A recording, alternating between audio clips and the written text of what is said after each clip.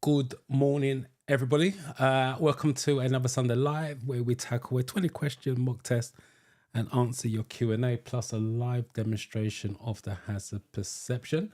So hopefully you guys have had a good weekend so far. Let me just get these windows opened. I can actually hear myself in the background. Let me just pause that.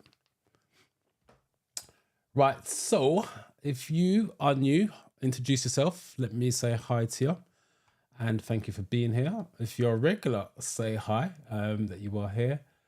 And let me just get the comments window so I can see your comments. And if you've got any questions, feel free to put them in the chat. Q semicolon makes it easier for me to find it. Otherwise, it looks like a comment. So if I miss it, it's not deliberate. It's just because it, like I said, it looks like a comment. But if you put a Q semicolon, let me show you what it should look like. So that's what it should look like if you look in your comment section, Q semicolon, then your question, and I can find it a lot easier. So, Lods, I've not seen your name before, so I'm assuming you are new. Let me come out of this. I'm going to that one because it's a lot better. Sean, hey man, just wanted to drop by and thank you for your videos. Did my favorite test on Tuesday. Scored for. That's a good start to the live. 49 out of 50. Just missed the magical 50 by 1. And so congratulations on past 69 out of 75. Wow. Brilliant on hazard perception. So when you come for your driving lessons, you're going to be laughing. Let me know what your next steps are. Are you looking to book a driving test because you've got driving experience already? Or are you looking to take driving lessons? Also, let me know what part of the country you're in. 69 out of 75. That's really, really high hazard perception. Well done to you. Selena, good morning to you. XD Edits, I've not seen your name before, so welcome. Harold TV, happy Sunday to you. Welcome back. Yes, Selena, I did see the email. I had so much emails last week, it was unbelievable. I haven't got around to looking at your stats this week because it's bank holiday. I'm not doing a boot camp session this week, so it makes it lighter because last week was, there's a lot of people's in there. But I am doing the boot camp for my intensive driving course, but I think there's only 5 students in there this week. But I didn't do a boot camp this week, so I will definitely look at your email come Monday, bank holiday Monday when I get in from work. I'll take a look at that and see where we go from there. I believe you've done a mock test on the Theory Test Pro as well. So correct me if I'm wrong. If you did do a mock test on the Theory Test Pro, I'll log in on Monday and actually take a look. Am I going to say this right? You're done. Oh, I'm probably saying it wrong, but welcome anyway. You're new here, so welcome. Thank you for speaking out. I keep getting 39. So she's got 11 questions wrong. The question you got to ask yourself is why? Be honest with yourself. Ask yourself, why are you reading it too quickly? Not understanding what the question's asking you. Because if you're getting 39, it means there's, like I say, there's, I won't say a mental block, but there's a reason for it other than just not the answers. Also, is it the same categories that you're getting the questions wrong in?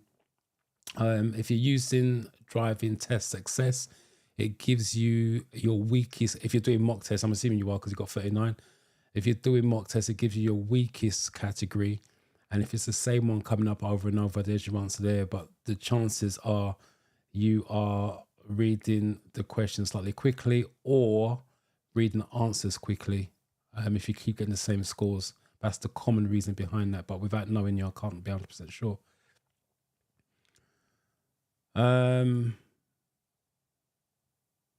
Evolve her with joy. I've definitely not seen your name before, otherwise I remember that. Hello, I've been watching your videos. My test is on Friday. That's the same week, same day with our guys. I got it this week as well. Hope to come back with good news. Yeah, come back next Sunday. Let us know how you got on. But while you are here, because like I said, I've not seen your name before, ask any questions that you may have between now and before we sign off. Any concerns? Anything you want me to clear up? I'll do my best to do that, to send you in there Friday with confidence. Esther, welcome to you.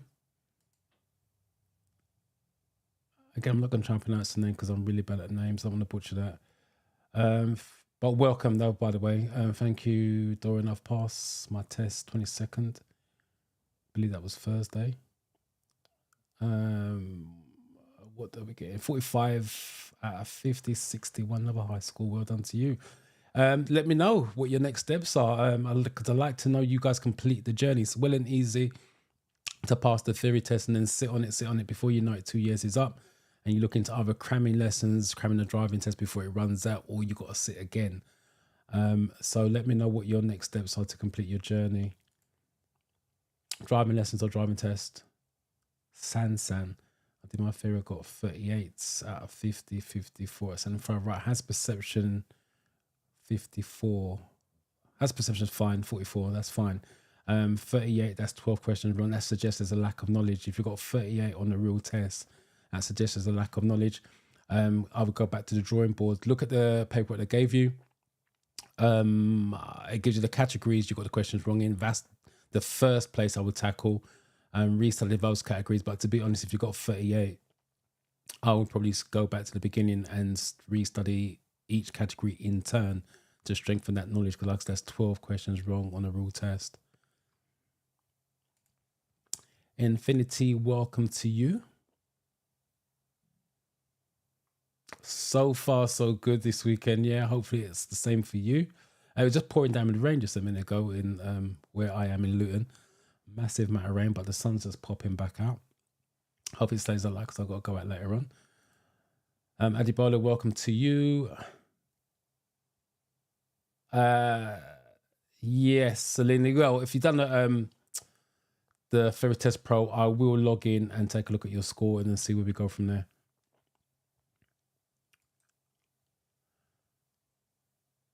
Sean, I have to book my driving lessons. I have not taken any yet. I'm in Northern Ireland. I believe the Ireland test is slightly different. Yeah, feel free to type it in. Let everybody know. Every test is different, but yeah, type it in, Sean, if you don't mind. Share the information for everyone. Can help them out. Priya, welcome. Not seen your name before as well, so welcome to you. I'm assuming you're new or silent watcher. Nada, welcome to you again. Not seen your name before, so welcome to you. XD Edits, hopefully you're well.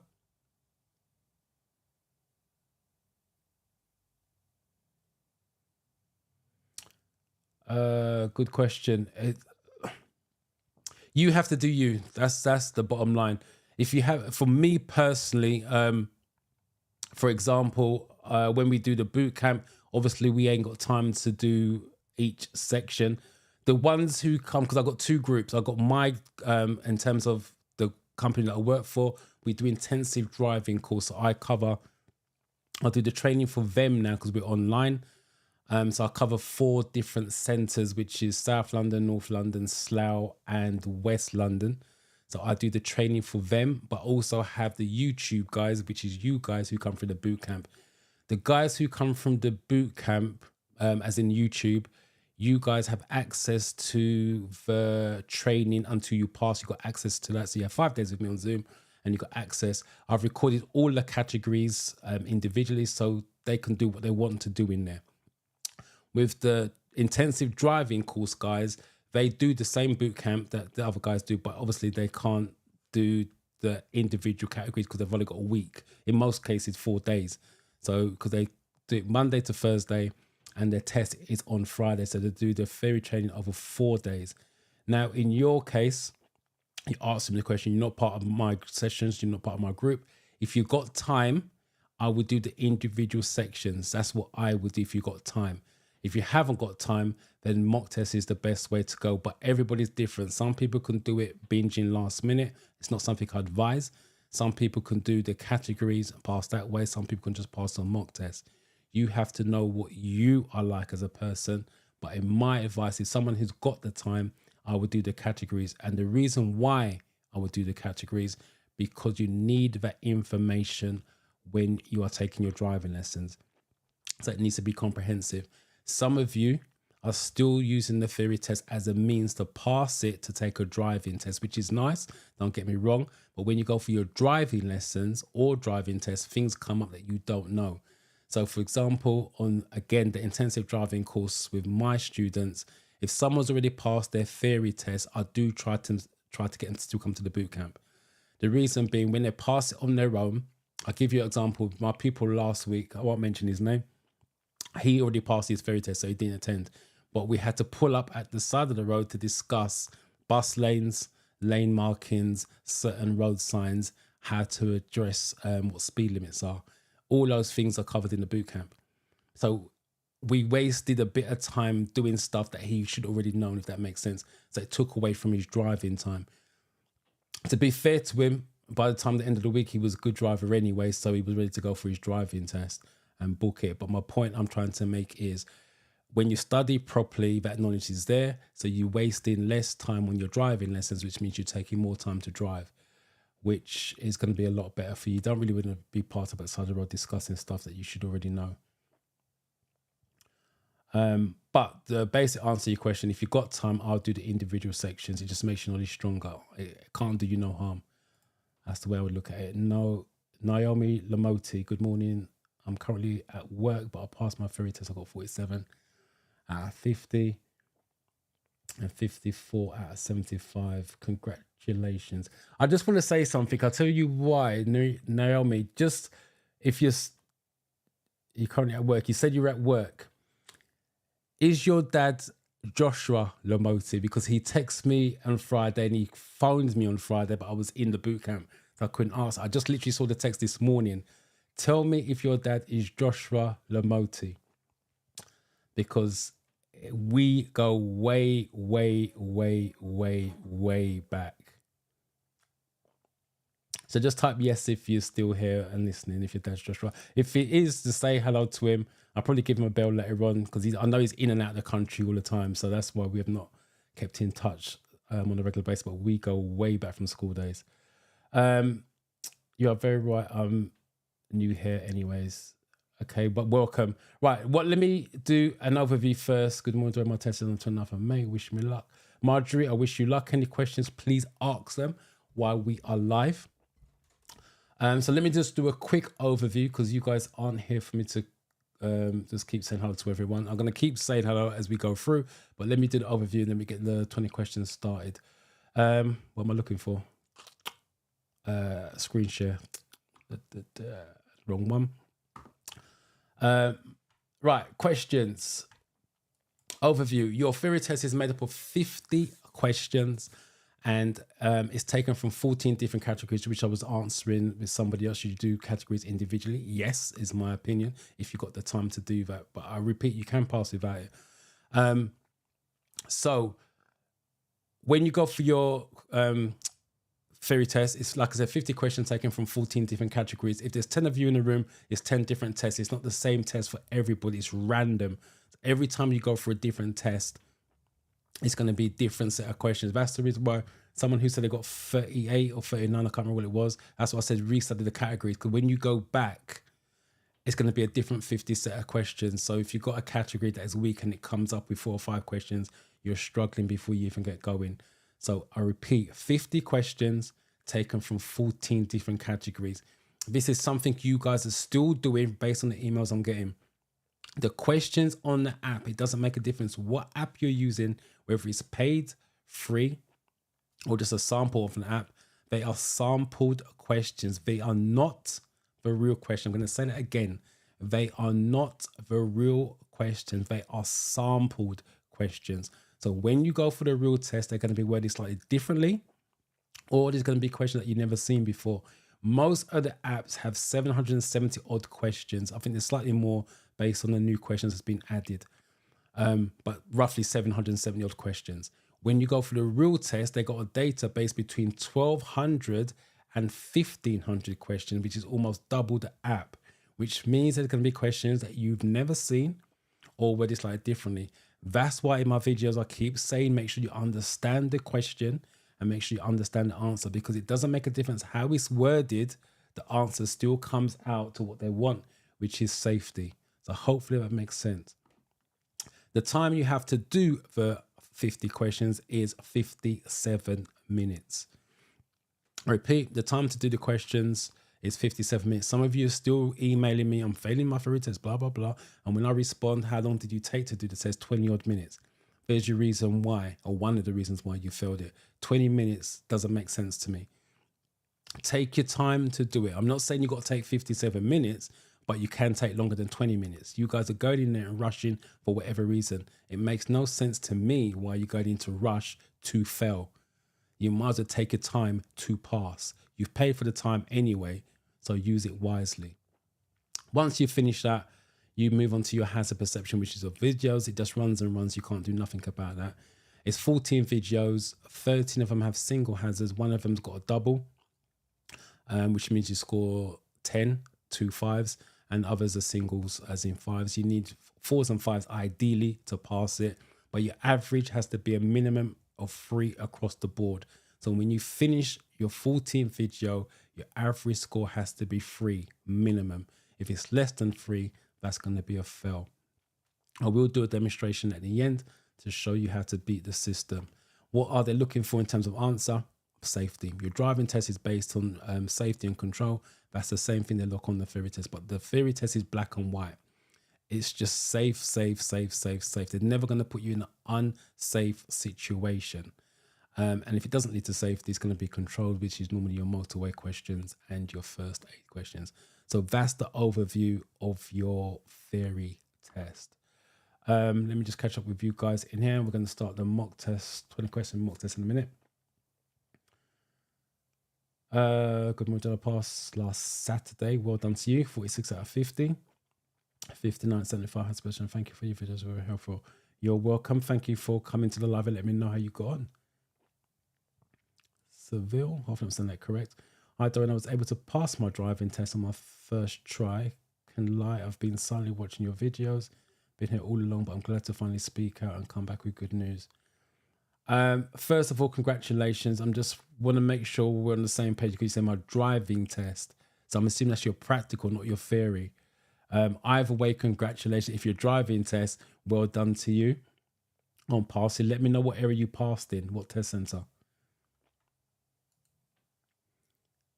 There's a lot of words in there. I'm not going to try to pronounce that. Good morning to you. Definitely first time here because I've not seen your name before. So welcome. Dolores, welcome to you. I'm fine. Hopefully you're well. Had my theory test on the 22nd and scored 49. Missed it by 1. The magical 50, but well done. And 66. Wow. For me, people who get 60 odd on their hazard perception on a real test, I think that's amazing because obviously you guys are under pressure. Pass is a pass, take it either way, but getting 66 or 60 plus for me personally on the theory test, I think that's amazing. That's why I'm kind of shocked with you guys getting those results. 50s is about average, but 66 is amazing. So well done. Let me know what your next steps are. Right, let me do the theory test. Mock test first. Screen share. Right, let me just set this up. So it's not hiding the black bit so you guys can see everything. There you go. Let me just get my cursor up so you guys can see where I'm pointing to. Right, so hopefully you guys can see that. Right. For those of you that are new, read the question first. This is what I always suggest. Even though they sound stupid, read the question properly. What should you do if you overtake a cyclist when it's very windy? If it's got an image, scan the image because sometimes there's a clue in the image and then go to your options. This is A, this is B, this is C, this is D. Please put the question number and then the letter. So we're on question 1. If you think it's 1C, type into the chat. There's a delay between me and YouTube, you and YouTube. Just want to make sure we're always on the same question number. If you don't put the question number and the letter, I can't show your name up on screen because I don't know if it's the correct answer you're relating to. So if you're taking effort to answer, I'll try to give you your props if that makes sense. Esther.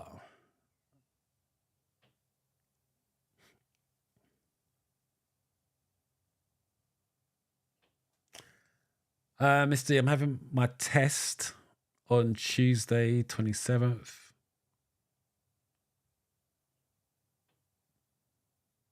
Why am I? Yeah, because Monday's bank holiday, isn't it? Yeah. But I can't get 50 on my practical test. I always get 46, 48. Do I have a chance of passing? Of course, you got a chance. You're passing the mock test. It's nice to aim for 50 out of 50, but you're not always going to get 50 out of 50 because we all make mistakes. If you see some of my videos that I've done on mock tests, I didn't get 50 out of 50, but I left it in there because it's easy for me to edit it out and show you 50 out of 50. But I'm real. I make mistakes. So do I expect you to make mistakes? Of course I do. But 46, 48, you're passing the mock test on a regular basis. So you are in a good position to pass it. That's the most important thing. It's nice to get 50 out of 50, but if you're getting 50 out of 50 all the time, you're not learning anything, that's for sure. And secondly, it just shows you your character because you're trying to improve. If that makes sense.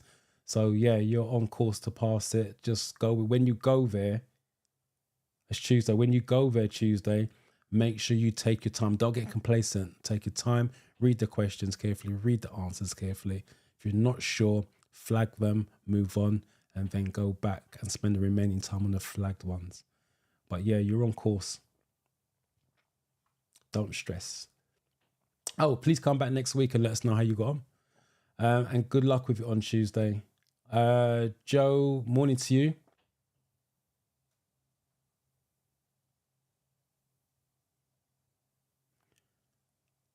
You got a motorway lesson. Okay. Interesting. Are there any tips or tricks to lower my nerves, please? No, nerves is a good thing. Just don't let it control you. Don't let it panic. Your instructor, you got double bubble is what I call it with my students, which means you're in control of the car.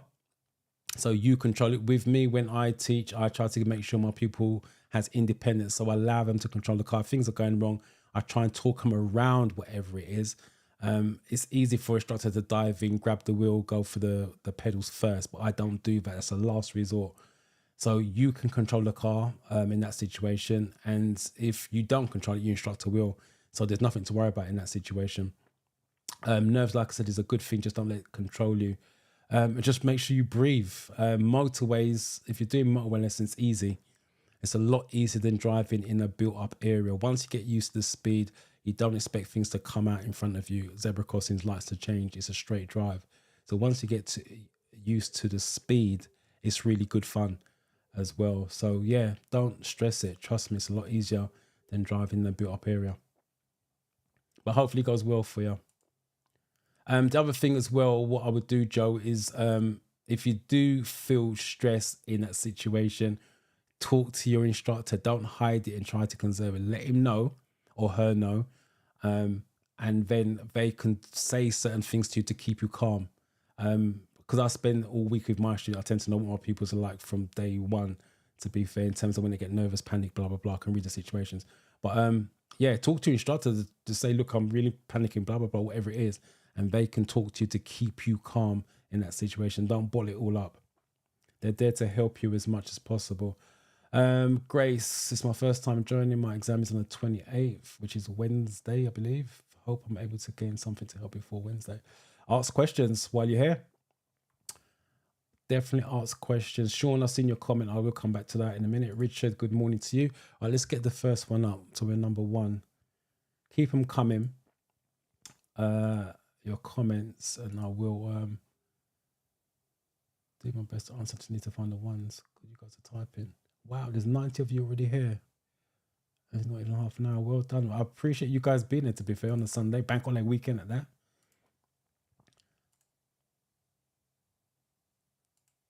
My Priya's gone for a B, but most of you gone for A, so I've got to assume A's. Marissa, welcome.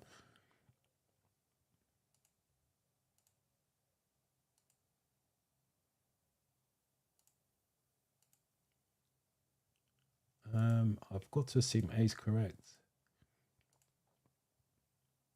Priya's changed her answer, which is fine. I'll call that flagging.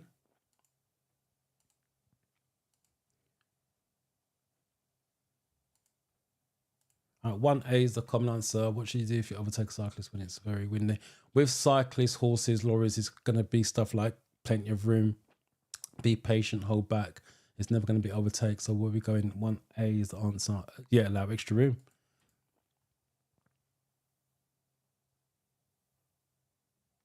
Just to add, I know Priya's changed her answer. She went for 1, or he or she went for 1B. Not going to assume. Overtake very slowly.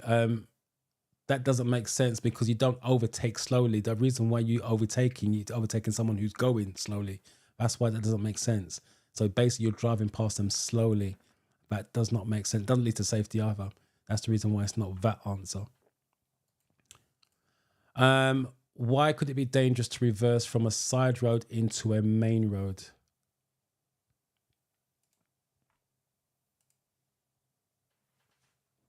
Right, Sean's put a comment here. One of the question. Oh, wow, they still ask that question. On a hot day, tarmac can become very hot. How will this affect your driving? Answers: driving uphill will be harder. Your steering become more heavier. Turning and braking will be heavier. Yeah, we used to do this back in the day. I didn't realize they're still asking this question. See, like I said, they've taken this out of the app because we used to teach this in the classroom. On a hot, because a lot of people don't notice this, the steering will become heavier. When the sun's really hot, the tarmac gets soft and the rubber sticks to it because rubber obviously gets hot as well. So your tires stick to the tarmac. So your steering becomes heavier when you're driving on that situation. But like I said, that question I've not seen in ages. So thank you for that, Sean. Richard, good morning. Aman, good morning. Geordie collects, welcome to you. I'm new around here. I've watched a lot of your videos and I feel like I've learned a lot from you. I've also got my favorite on Wednesday. Good luck with that. And my driving license starts on Thursday. I don't know if that's a coincidence or confidence, but that's good that you've assuming you're going to pass on Wednesday and take your driving lessons on Thursday. But if it doesn't go according to plan on Wednesday, taking driving lessons doesn't matter. Some of you don't realize you can still take driving lessons while you're studying for the theory. You just need the theory to take a driving test. My advice, if you can do both together, theory and driving, it helps. The theory reinforces the driving because you're using it, and the driving makes the theory make sense. It gives you the best chance of passing first time. But Geordie collects, I wish you luck on Wednesday, and I wish you luck on Thursday with your driving lesson. Hopefully that goes well for you. Again, please come back next week. Let us know how you got on.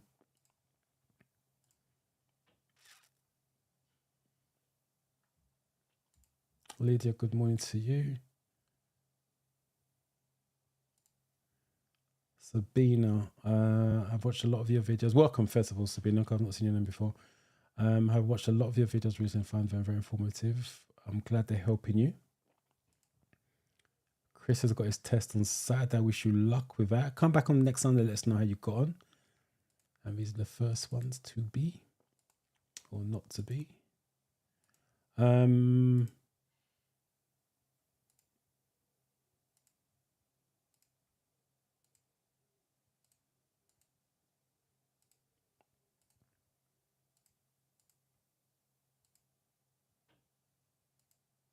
No problem. Right, 2B. I think YouTube's running slow because there's no more comments. 2B. Your view will be restricted. Yes. What's the main hazard you should be aware of when you're following these cyclists? Again, look at the picture. There will be clues in this one.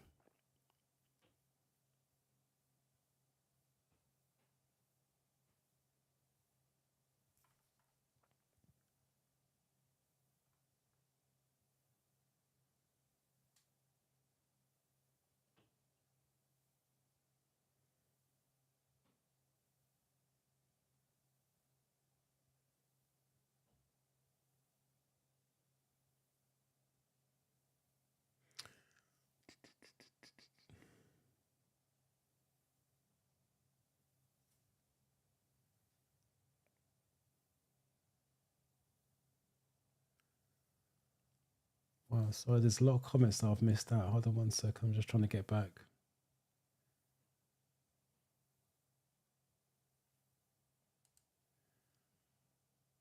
Janika, I've understand that correct. Good morning, Dorian. I had my exam done on Thursday. Still failed multiple choice, 41 out of 50. So that's 9 questions wrong. Never failed hazard. What am I doing? What am I not doing right?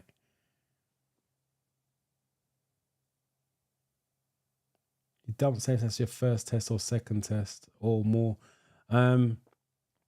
It's 9 questions wrong. So that's a lack of knowledge. It's simple as that. Look at the categories that you got the question wrong. If you got 9 questions wrong, that would be at least 5 categories. That's over a third. That's what I would check is the categories you got the questions wrong. Restudy those categories and then maybe book another one. I can't answer what you're doing wrong. I don't know you. I don't know what your build up was. I don't know what you did on the day. But all I can do give you is a basic summary of what I tell my students who I don't know. But like I said, when I train them, I know exactly what they do in the training in terms of the boot camp, whether they answer fast, blah, blah, blah, and we can discuss. Because I don't know, it's hard for me to give you that information. But where I would start is the paperwork they gave you. I repeat, you got 9 questions wrong. That's going to be at least 5 categories. That's over a third of the categories. And then restudy those. Because you've taken the test, you'll have an idea of what questions they ask you, what type of questions you may have got wrong, and then go from there. And the other thing I would examine is how long did it take you to do the test? And how did you feel in the test? Did you feel panic, nervy? Because sometimes those are elements that cause you to fail as well. It's not always lack of knowledge.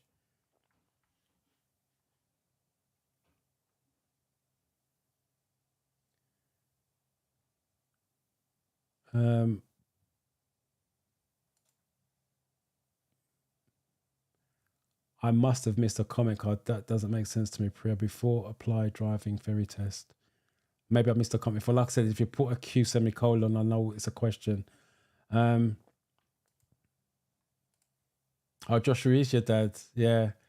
Like I said, he texts me on Friday and phoned me on Friday, but I was in the boot camp. So my phone was on silent. I literally saw the text this morning or the WhatsApp this morning. So you've done it without him knowing, using my videos without him knowing. It's amazing. But yeah, tell him I said hello.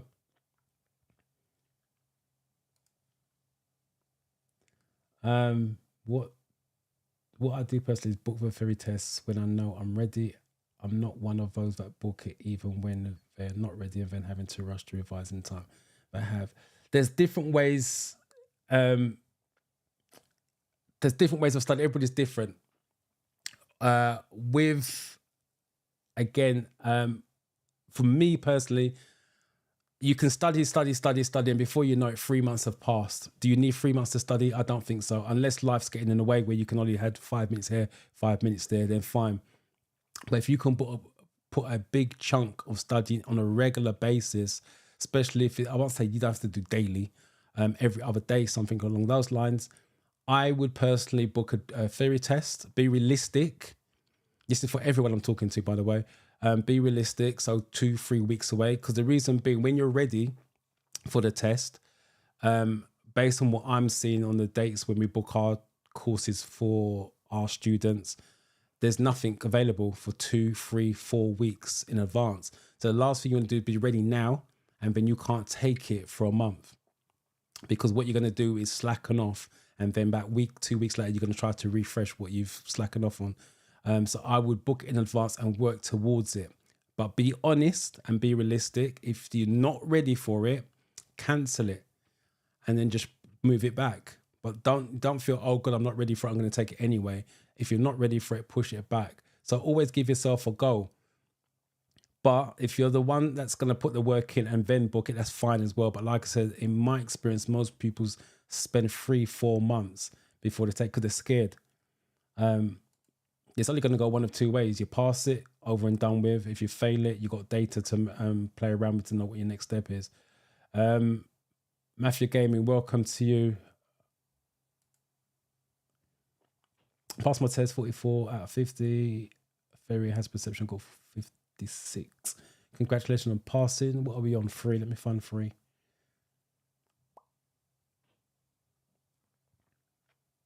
At some point in terms of study, you have to book that test. Don't pull it off and keep putting it off.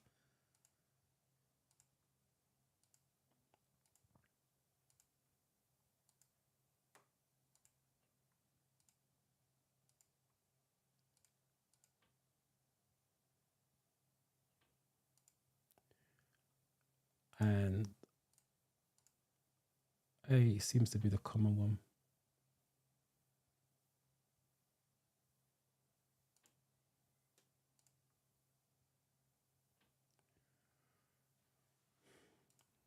Right, A. Doesn't mean I'm looking at C. Yeah, cyclists may swerve and dismount. Little potholes here as well. That's the reason why I said there's clues in the images. So A is the correct answer. So let's back up. When may you cross a double solid white line in the middle of the road? Again, look at the image because the clue's there.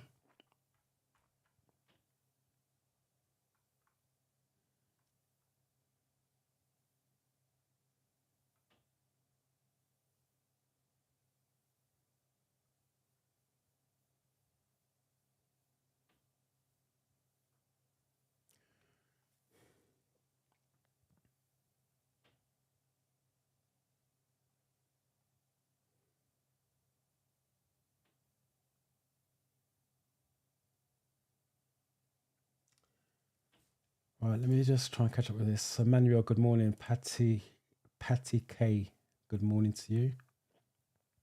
And she's sending that love to everybody else on the Sunday. Nana, good morning to you. You need pass my test 43 out of 43. Wow, just about 51. Thank you for your courage and support. Well done to you. Jacinta, had my test on Thursday. 49 out of 50. Again, I think I've done that one already. 65 out of 75. If I haven't, congratulations, Mr. Magical 50 by 165 is a high score. Questions are not the same as in the app, only 15.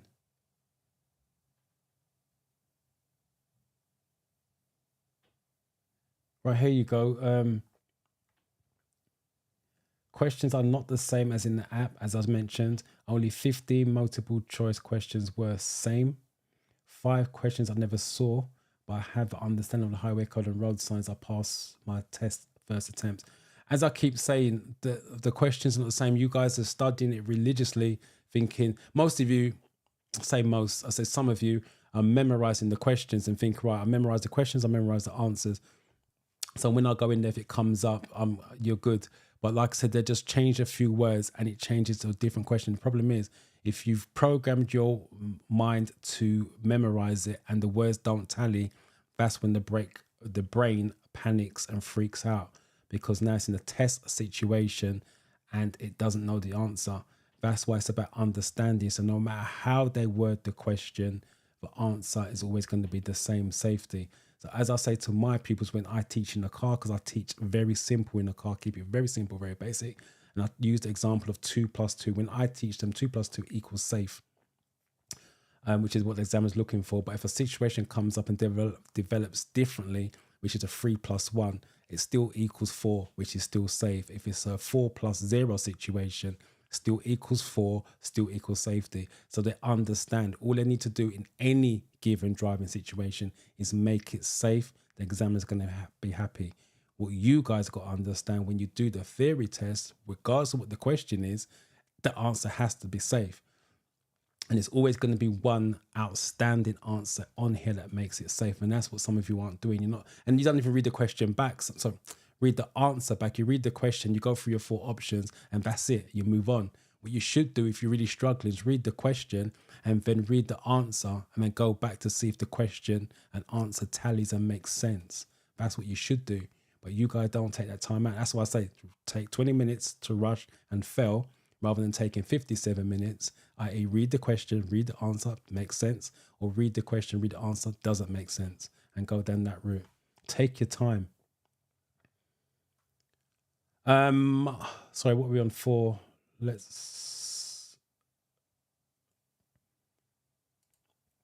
Just start some of these. 4, 4, 4.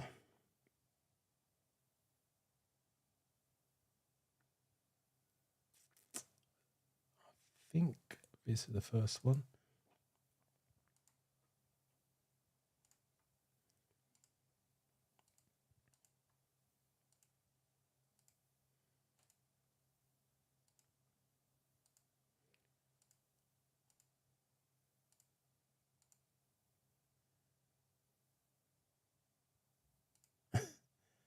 Josephine, good morning. Have been tracking your life finally. Welcome. Lucy Max passed my theory test on Monday. Congratulations on first try. 4A seems a common. Double lines you cannot overtake. They give you on the real test. They can give you on here. They give you road maintenance. The other one is cyclists doing 10 miles an hour. They're now throwing in horse riders as an other option. So it's road maintenance vehicle, cyclists, and horse riders doing 10 miles an hour. I will say on the real test when I ask you this question, there's only going to be one with 10 miles an hour. And that's the option you want to go for.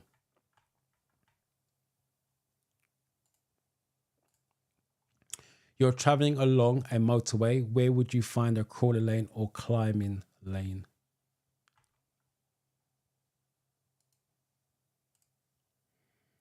Solomon, just seen your comment. Good morning, Mr. D. I got 41 out of 50, so that's 9 questions wrong. At 65 has perception. I'll book for another theory test. Has perception, you got nailed. The question would be, when is your theory test? Because like I said, you still got work to do because you got 9 questions wrong on that. But hopefully you booked it a distance away where you're going to have time to study and get that score or knowledge up to par. I wish you luck with the second one.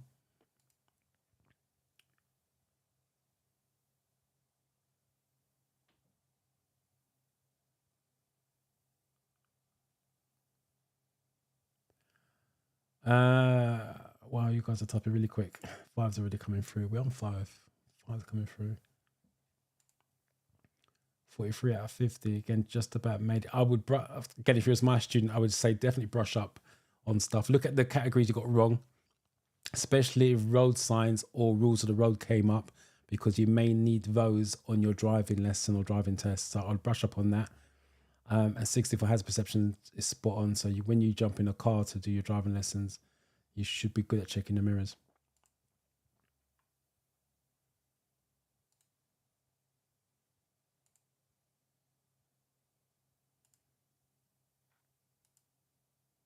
Am I missing something here? Some of you gone for B's now, some of you gone for C's. Gone back to B's. I've got to assume B's correct because the majority at the moment. All right, let's take a look at B. What's the question? I crawler lanes on a steep gradient.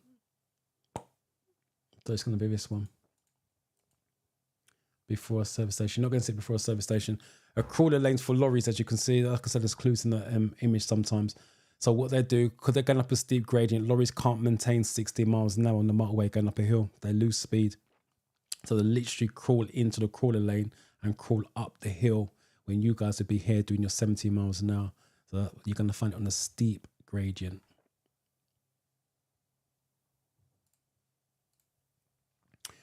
What makes the vehicle in the picture environmentally friendly? Again, look at the picture image because there's clues there.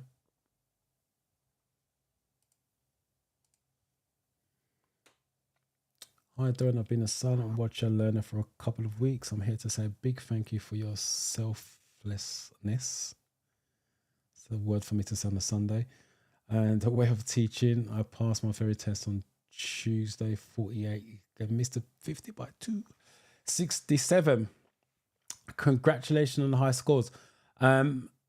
First of all, thank you for breaking the silent watcher.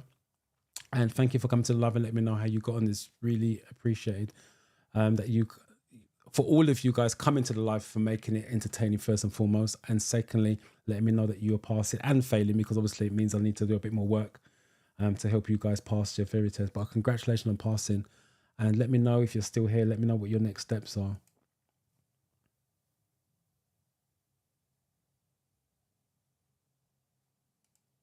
You guys are getting your answers in really quick. I can't get a chance to get through the comments.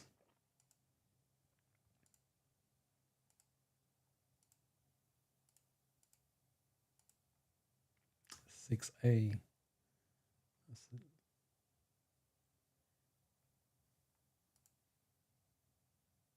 Chris, I'm glad you're here. Hopefully the channel is helping you out. All right, 6A is the common power. Yes, electric. Simple as that. You're about to go down a steep hill.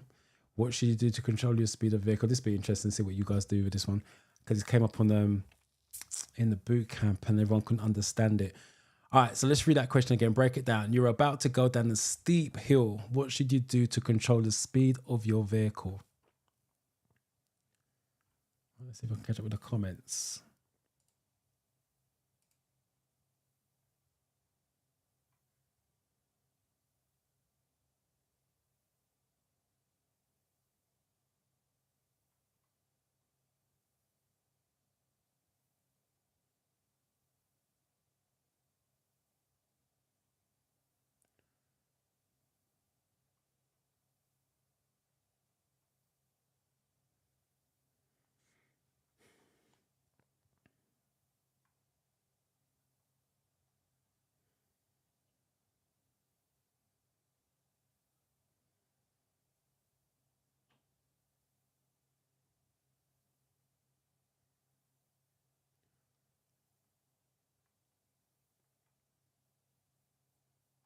I don't know if I've done this one. So Matilda, I'm going to give you a props even if I did it already. Well done for passing.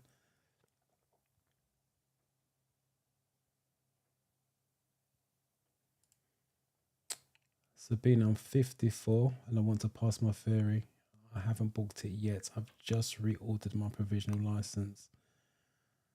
While you're waiting for your license, Sabine, if you're still here, because this came out through earlier on, study. I'm assuming you are because you're here. So keep studying. So when it comes, you're good to book it and then go for it.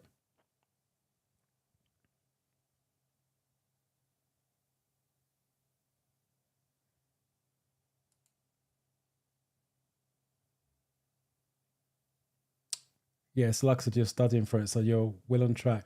Just hopefully it comes through quick enough. Because the DVS, especially this time of year, they can be slow. So when it comes through, hopefully you can start booking. What I would do if I was you, I would jump on the DVSA website and just start to look at dates. You can't book it because you haven't got a driver's number, but I'll start going and saying just so you got an idea of what the waiting time is. With that, because like I said, they're starting to get filled up, and like they're a month waiting time in some areas. So that's what I would do. I didn't see this one. Sunny Ben passed first time last month. Congratulations.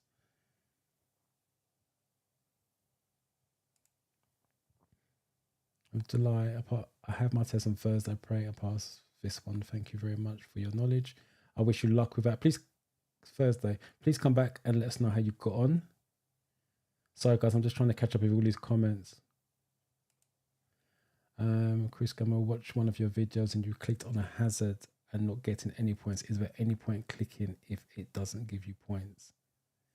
Let me come back to that because I'll need to read that and get my head around that. And we're on number 7. Let me get to the 7s.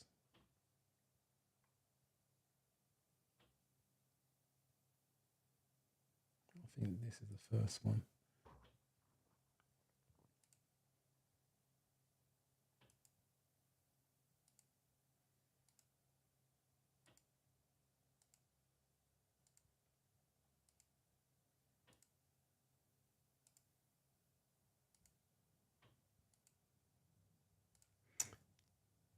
Prince, hello, welcome.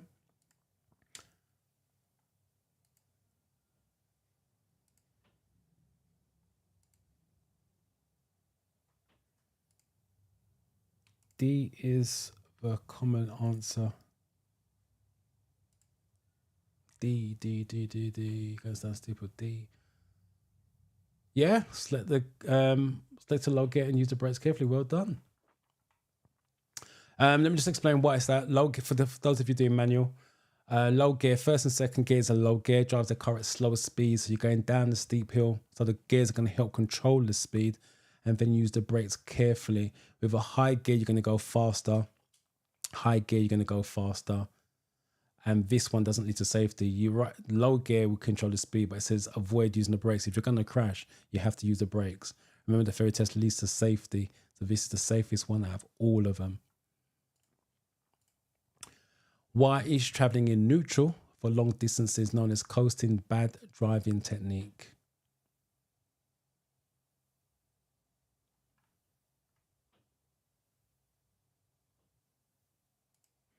Let's do some of these. Right. Watch one of your videos and you clicked on a hazard perception, on a hazard and not getting any points. Is there any point clicking if it doesn't give you points? You watch one of your videos. I'm assuming you mean watch one of my videos and I clicked on a hazard and I didn't get anything. You don't know if you got anything until you review it back. So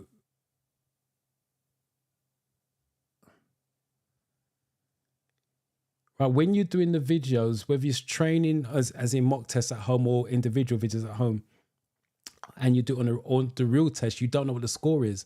You only review it back. And then you find out what your score is. So the only way you know I got a 0 is when I reviewed it back. So yes, I clicked, I missed it for whatever reason. I got a 0. So yes, it's worth clicking because you're learning, especially at home. When you're practicing to get better. So if you got a 0, you want to review it back to see why you got a 0, whether it's too early, too late. So you're trying to perfect your art. So yes, it's always worth clicking. It's like saying, yeah, I keep getting 39 out of 50. Is it worth me doing the test? Of course it is, because you want to get better. So just because it doesn't go your way on the videos or the questions, you don't give up. You keep going. If you give up, it's always going to be a 0 because you can't pass if you don't do it. I hope that makes sense, Chris. But yeah, never give up on it. Learn from it. It's been tough finding a tester in my center. Most dates have gone up to the next year, but I'm just going to keep... Yeah, it's the same across the boards. You're no different from anybody else. You just got to keep trying.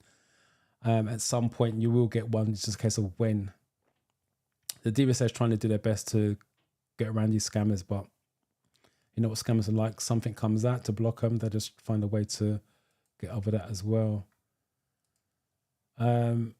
Hi, thank you very much. I passed my driving test because of you. 45. I'm assuming you mean the fairy test because you give me scores. 45 and 57. How do I join the practical test session? I don't do practical test session. If you mean driving lessons, that's something you need to source in your area. And it's going to be jump on, ask friends and family for a driving instructor, or jump on Google and do a Google search of driving instructors in your area. But if you're talking my practical session, I don't do practical sessions in that sense.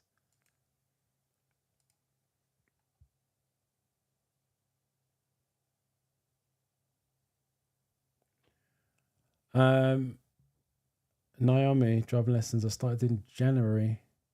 I need to work on clutch control more. So that suggests you do manual first and foremost. What's your issue with the clutch control? Let me know. Give me some information and I can try to help you out. Some simple advice. Clutch, depends how old the car is as well. If it's a modern day car, it should be pretty easy because they pretty much drive themselves now. Hold the button point for a little bit longer. But when you say work on clutch control more, is that just intended of moving off, or do you panic when people are behind you? Because sometimes it's a mindset thing. It's not always about your left foot. Sometimes it's just because, oh my God, people are behind me, I'm holding people up, and you rush it. And that's where that comes into. So it could be just changing the mindset, or it could be, yeah, your left foot. But give me some information on that and I'll try to help you out. Hi, this same question, number 7, came from my last theory, but it was about towing a caravan. What speed should you do? It depends on the road. If you are in a dual carriageway, it's going to be 60 miles an hour. And if it's a single carriageway, it's going to be 50 miles an hour if you're towing. And the last one here, I'm doing an automatic driving lesson. I'm finding some of the manual questions difficult. Yes, that's the same in my experience. While I get in the boot camp, I break it down and I use the app that I use in the car as details. The simple way that I can do it is the gears, the lower the number, the lower the gear, but I drive the car at slow speed. So gear 1 and 2 are low gears, low speed, but they're power gears. And then 3, 4, 5, and 6 gears are weak gears, but drive the car at faster speed. Low number, low speed, but power.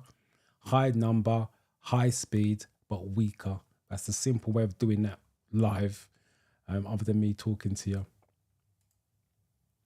8.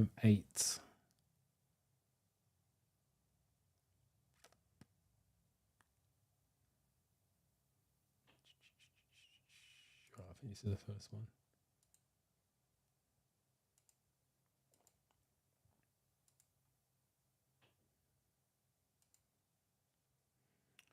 Hazard perception is all about good timing. Yes, that's the ultimate goal. But hazard perception is knowing what a hazard is. If you don't know what a hazard is, your timing ain't going to help. So know what a hazard is first, and then time it is the way around it.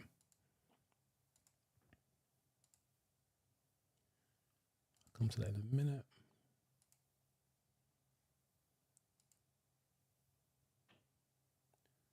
I would like you to explain answers for A, which is D, more. Hold on 1 second, Richard.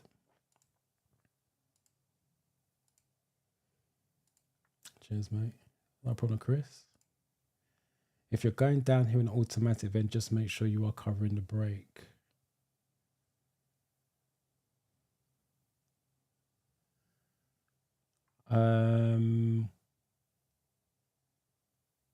Yeah, you don't have to use the gas in automatic because it's automatic. Yeah, I'll get through me there what you were saying about that, Joe. But yeah, cover the brake just in case. Strange about the fact I did a lot of practice, but I passed because I was thinking in line with safety. Just like your advice, I also got a 0 due to many clicks in one of the videos, but still pass, right? So like I said, you can get a 0. Your average doesn't make a difference how many zeros you get, as long as when you finish that has a perception, your average is 3. If your average is 3, fine, because I've had people get 4, 5 zeros in some cases. Nerves, panic, in terms of panic clicking. But they've got 5s and 4s and a nice 10 on their double to make up the difference. Right, can you explain coasting? All right, let me explain coasting in a minute, but I continued and passed. Thank you, not a problem. Let me just finish this. I've got 8B there and 8D. Should I need to change address or not on my provisional driving license? It depends. If you've got your theory test literally around the corner, you won't have time to change it. If you've got no theory test booked, I would change it and have it ready. If you've got the wrong address going for the theory test, it doesn't make a difference. All they want is your photo ID and the license to see the watermark. But when you go for your driving test, you should have the correct address on there. So I repeat, if you've got a test coming up soon, then leave the license as it is. It doesn't affect your theory test. But if you haven't got a test date, send it off and get it changed. That way you got peace of mind. All right, let me quickly, I don't know if my iPad's going to work on this. Let me quickly explain what coasting is.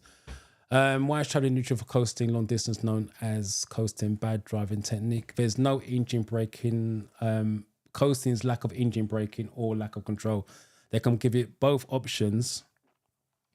Not both options, one option out of the two that I just said. So there's no engine braking or lack of control. Let me see if my iPad will come up on the screen. It should. Where's my pen? iPad. All right, so coast. Let me remove the comment. So those of you doing manual lessons, and this is Naomi, if you're still here. Clutch. You got stop that. Go to neutral. You got 2 plates connected to the wheels. You got one to the engine and one connected to the wheel, shall I say. And they're called clutch plates. Every time you put the clutch down, they separate. When you bring them up, they touch. Down, separate. Up, they touch. When you put them down, go into first gear, start the engine.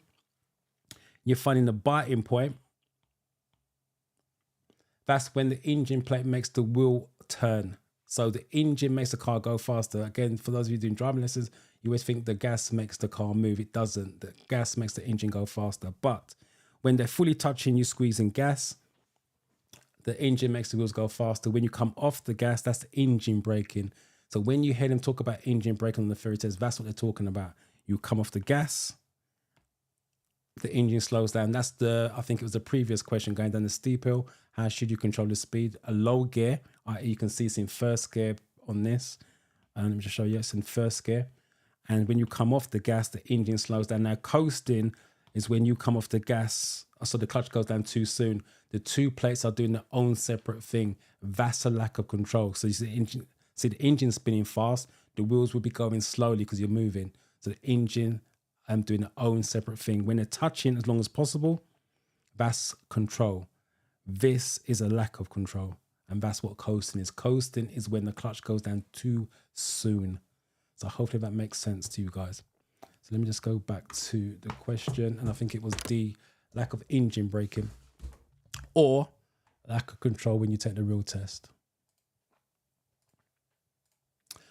Why is it important to make full use of a slip road as you join the motorway? So why is it important?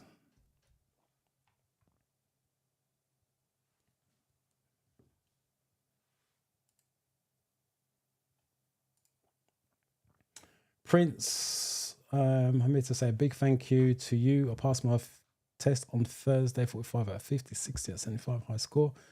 I used your techniques and got a good score. I must say most of the questions looked, I'm assuming that's different, as I keep saying. Richard, I would like to expand. Yeah, which I just did. Hopefully that made sense. Happy. I don't know. I hope you're well. I had my first test last Tuesday, 14 to 49. Getting Mr. Magical 50 by 1. Congratulations. 67. Congrats.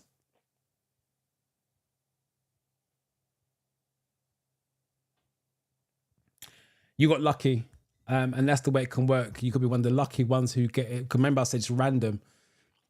So you've gone in there and got questions that you recognized, which is brilliant. And then sometimes you can go in there and get questions that you don't never ever seen before, and a lot of them. So you was one of the lucky ones with that. But well done anyway, 49 out of 50.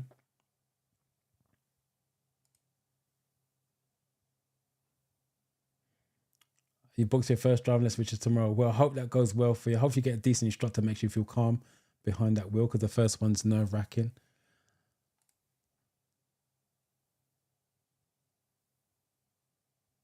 Yeah, like I said, Priya, if you haven't got a test booked, change it. Or you can hang on to it while you're doing the theory test. And then, but once you pass the theory, you need to change it for your driving test. You don't want to go to your driving test with the wrong address on there. It's too much paperwork to do once you pass. Get it done now.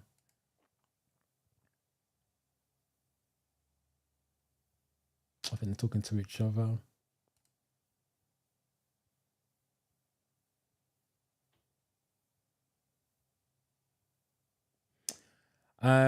It's nerves when people are, yeah, that's common. Like I said, it's not always a clutch control situation, it's a mindset situation.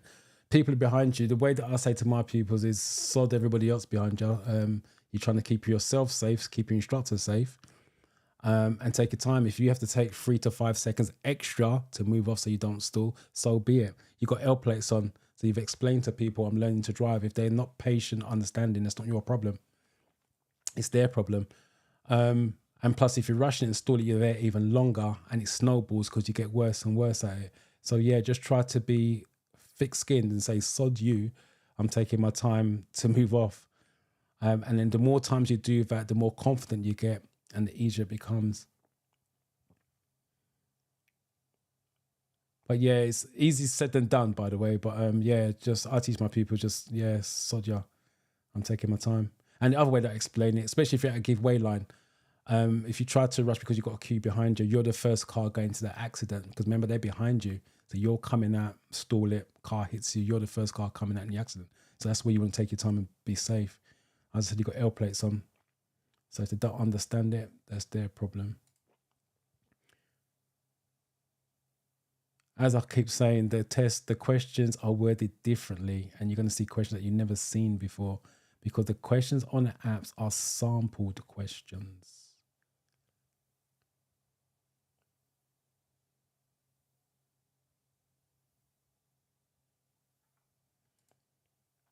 Right, let me, because you guys are having a conversation amongst yourself with that. So let me get to, I was telling me to take a look at what you're saying. 9.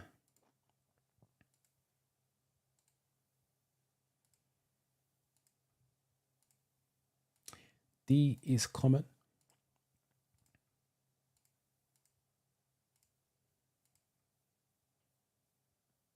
For Daniels, welcome. I've seen your name before, but welcome. 9D, come down. Right, 9D to allow, what's it?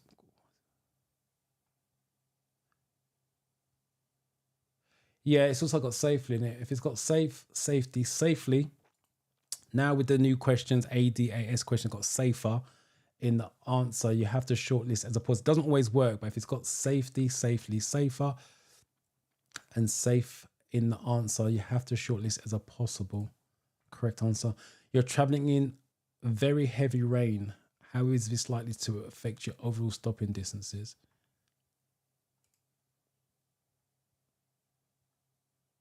Let's just see what you guys are saying. Question were like exactly the same for some of them, like the ones I did from the app, but I also saw a few questions I ain't seen before. But yeah, a lot of them were the same. I said, like I said, you got lucky with that.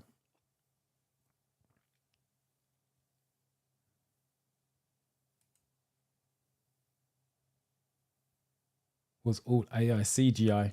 They're all CGI, which made it a bit. Yeah, all that has perceptions are CGI, and based on the feedback we get from our students, they're slightly slower than the app. On the app, you'll have real life clips and CGI. They give you both, and on the real life clips, they're harder to see the hazards, but they're all CGIs. And obviously, you're doing it on a bigger screen rather than on your mobile. With most of you do it on.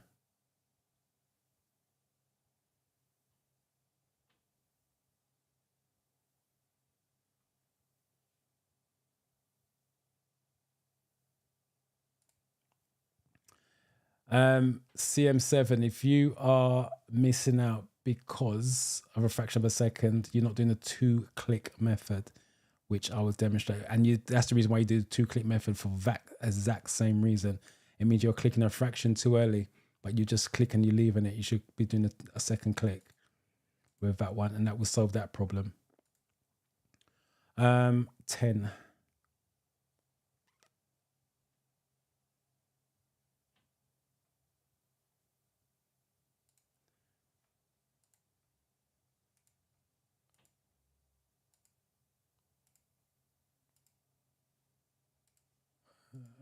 10A is common answer.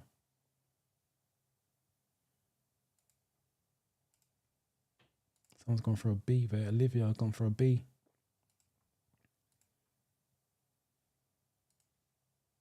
Another B.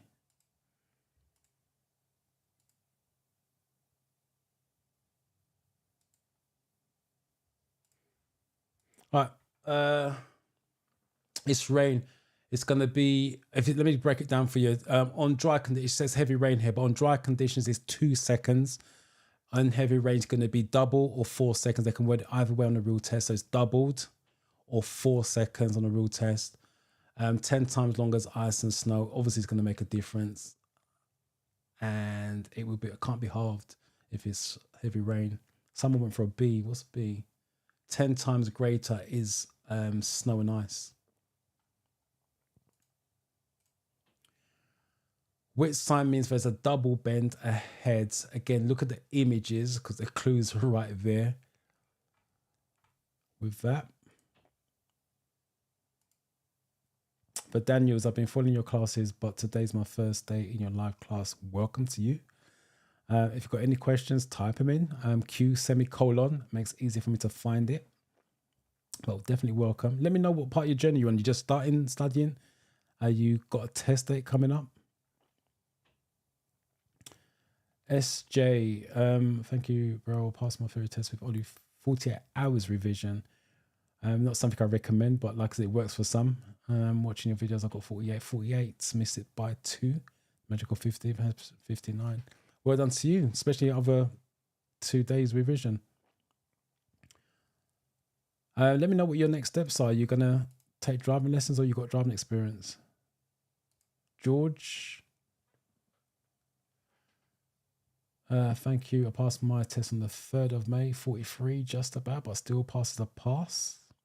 I'll still brush up on that. 43, just in case it's road markings or road rules. Not road markings, road rules, or road signs that you messed up on. You're going to need it for your driving test. And 61, a high score. Thank you for coming and let me know that you passed. Appreciate that. And number 11.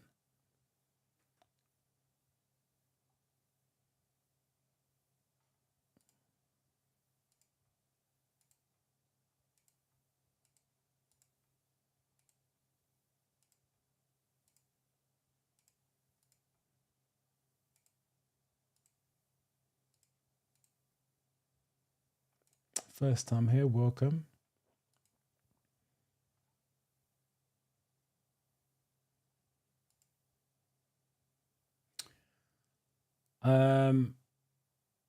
By all means, info. Email address is info@drivingtheoryuk.com. I do take a bit of time to respond because I get lots of emails, as you can imagine.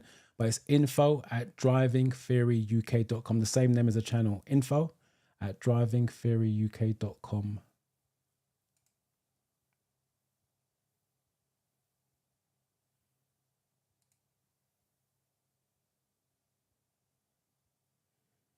Let me come back to that one. Let me just go through the options on this one. That's the last one. Yours the last one that came up. All right, 11B, double bend. This is the first one, bend to the left and then bend to the right. So it's going to be B. Just in case you don't know, this is a sharp deviation to the left.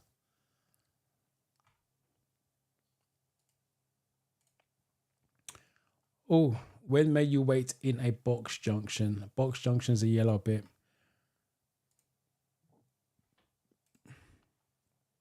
Right,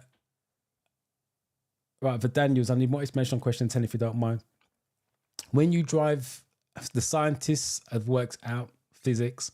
When you drive at 40 miles an hour or more, you should leave a 2-second gap because that's what it's going to take you to stop before you hit the car in front. When you drive in a built-up area, you drive to what we call the conditions. But when you do 40 miles an hour or more, you should leave a 2-second gap if it's dry. That's what the scientists have worked out. That's how long it's going to take you to stop if the car hits the brakes in front of you to stop. So if it's wet, it's double. So it's just 4 seconds. So if it's dry, it's 2 seconds long.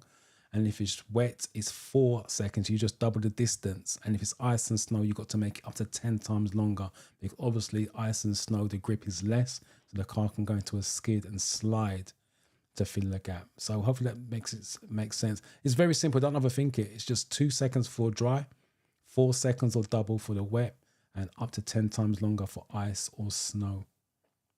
That's the options they would give you on a real test. Before, back in the day, they used to give you a big formula, which they don't do anymore.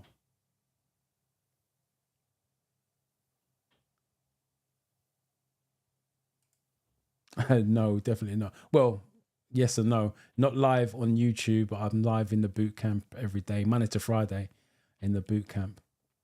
But on YouTube, in terms of this, it's just Sundays 10 to 12 normally.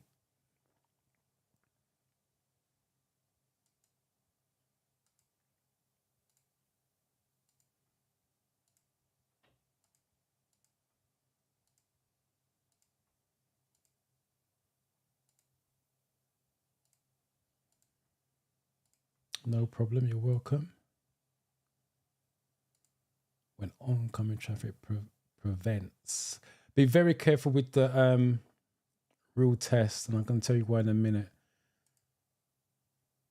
Let's do this one. 12C is coming on to the 12C when oncoming traffic prevents.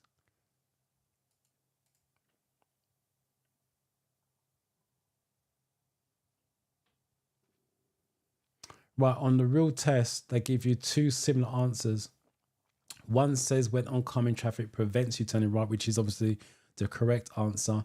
And the other one is when there's no oncoming traffic. It's very similar. And that's why I suggest you read the questions carefully. Let me break this down for those of you doing driving lessons, especially. The only time you can stop in the yellow junction box is when turning right, prevented by oncoming traffic and your exit's clear. That's the full answer. And they can use any part of what I just said as the answer on the real test. I'm going to say it again, but slower. The only time you can stop in the yellow junction box is when turning right and prevented by oncoming traffic and your exit is clear. That's the full answer. They can use any part of what I just said as the answer. They've got a similar answer. When turning right, there's no oncoming traffic and your exit's clear. Like I said, it's very similar. And obviously, if you go for that one, it's the wrong answer, because if there's nothing coming, there's no reason for you to stop. So that's why I say read the questions and answers very, very carefully, because they're very subtle with their answers sometimes. What does this sign mean? Again, look at the image. There's clues in there.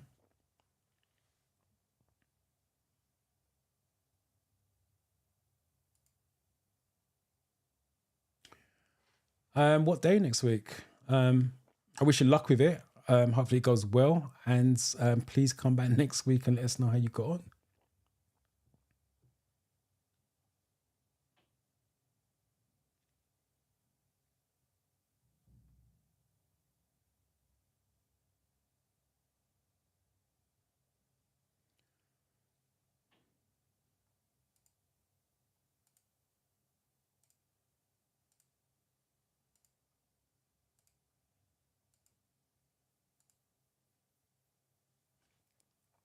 Wait a little bit longer. There's only YouTube's going slow at the moment.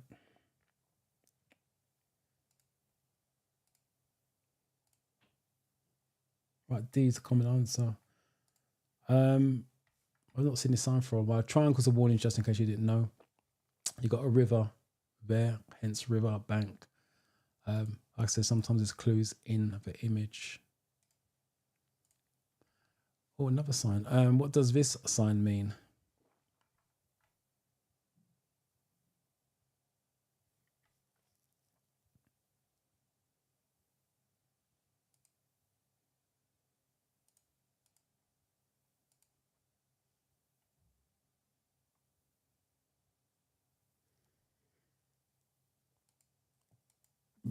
Remember, if you guys got any questions, type in the chat Q semicolon, especially about your driving test as well. I will help you with your driving test questions or driving lesson questions.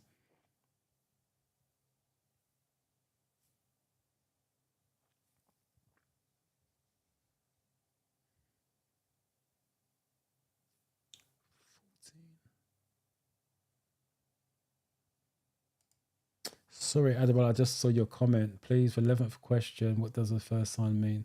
The first option. I can't go back. It won't allow me to go back, so I don't know what that option was. Sorry.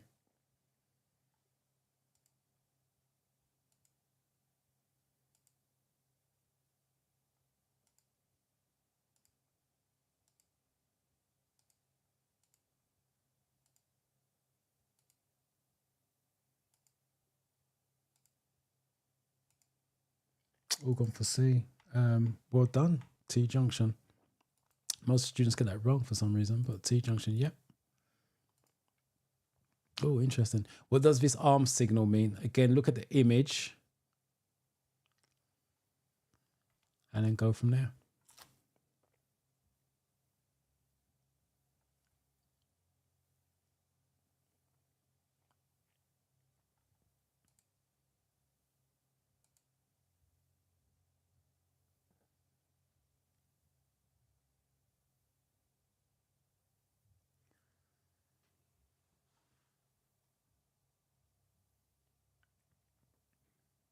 First one out.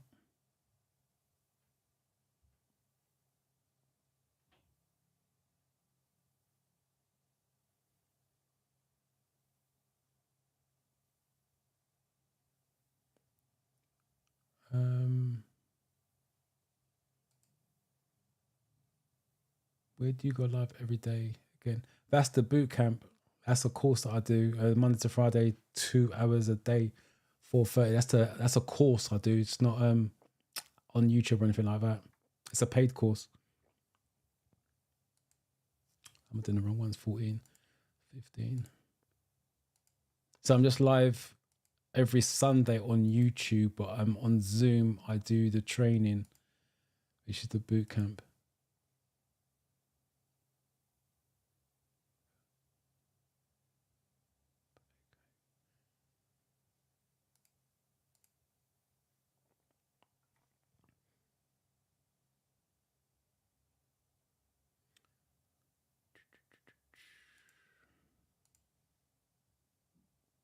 The forearms. All right, give me a minute and I'll cover that. Let me just do the answers. Again, Joe wants explanation as well. Like I said, give me a minute. Let me just go through this one and I'll give you a better explanation. Another one to Daniels. Okay. Right, C's the common answer. The driver tends to turn left. Right. The driver intends to, the answer is C. The driver intends to turn left. If the driver intends to turn right, the hand is out, but there's no movement. It's just a straight hand out of the window, no movement. If the driver is slowing down, the hand's moving up and down. That's the one that comes up the most in the theory test. In the real test I'm talking about, the driver slowing down. So he's slowing down, the hand's going up and down. This one doesn't exist, that's fake. And the driver intends to turn left, which is this one. So I'll just say that again. The driver intends to turn right. He's sticking his hand out of the window, but there's no movement whatsoever, just straight. The driver is slowing down. The hand is going up and down. And this one, as you can see, is doing a circular motion. The driver tends to turn left. The one on the real test tends to be the one slowing down. And the question is something along the line, which one suggests the car's pulling up on the left? To pull up, you have to slow down. And it's done with the hands going up and down. So hopefully that helps. There's only 3 signals on a car, by the way. Turn left, turn right, and slowing down, which are the brake lights. This is why this does not exist. It's fake. So hopefully that makes it clearer to you guys. You're reversing into a side road. When would your vehicle be the greatest hazard to passing traffic?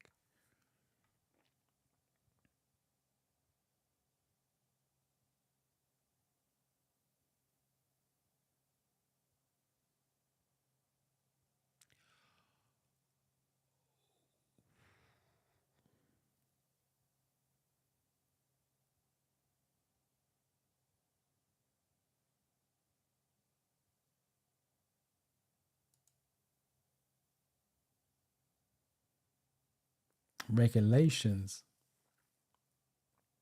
What do you mean by regulations? The theory test doesn't really cover regulations. Highway code covers regulations. I'm not sure what you mean by regulations. If you mean new questions, there's some new questions that came out in February, which is the ADAS questions, Advanced Driver Assistance Systems questions. But theory test doesn't cover regulations because it can't.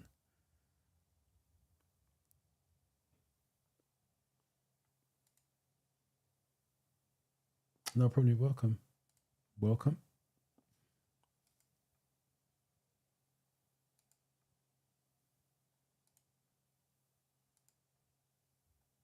Oh, you guys are split. I've got A's and C's. Interesting.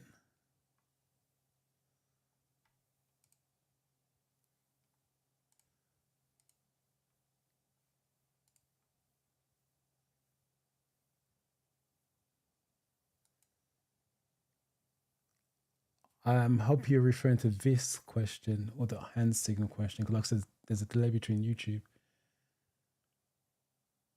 If you're this question, what did you go for? You went for C.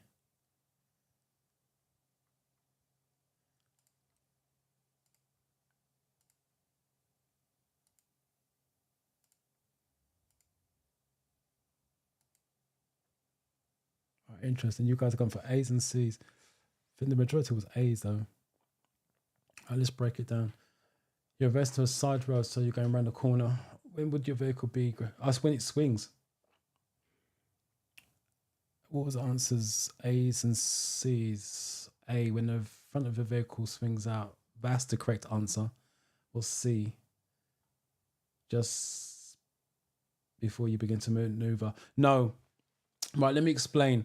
I haven't got my markers on there. I haven't got markers on there. Right, let me explain. It says just before you begin to maneuver. Let me break it down first of all. The question: you're reversing into a side road. So it means you're reversing around the corner. That's what it means. So just before you begin, you're reversing in a straight line. So any cars coming down, for those of you doing driving lessons, when you are passing parked cars, you should be a meter away. So you're parked up on the left, reversing straight before you swing around the corner. So any cars coming down would be a meter. They're not affected by you. But as soon as your car starts to swing around the corner, the front of your car comes out. That's why it's when the front of your vehicle swings out. As your vehicle goes around the corner, it's going to swing out to the middle of the road. So it's going to affect any cars coming down. That's the reason why it's this answer. So hopefully that makes sense. What does this sign mean? Again, look at the image. Cool, there's clues in there. Simple as that, really.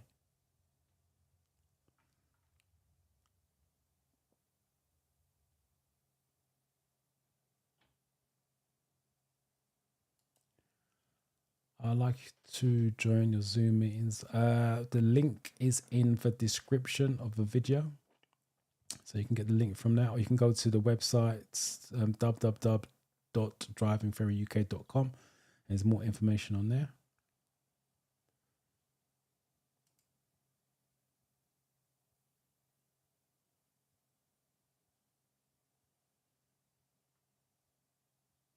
You're welcome. Sorry that you left it so long, to be fair, but as long as you're coming back and going to get put the effort in to get the pass you require, well done. Yeah, if you fail it, don't leave it long. As I said, it's data, it's information, but you're back on it. That's the main important thing. I'm here every Sunday, so if you want help, this is for all of you. Jot down any questions you may have while you're studying during the week, and I will help you out the following Sunday.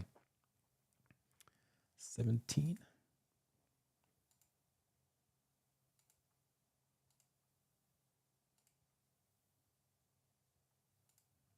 Georgina, I do have perception. I do a demonstration every week now because it's common in my inbox, WhatsApp. That's the biggest thing. People are still struggling. So I do a demonstration at the end of the 20 questions as well. So stick around for that. In the meantime, Georgina, if you want to type in what you're struggling with the hazard perception, if you are struggling, let me know and I can answer that and clear it up while I'm doing a demonstration. What do you find your biggest struggle with on the hazard perception? With flow.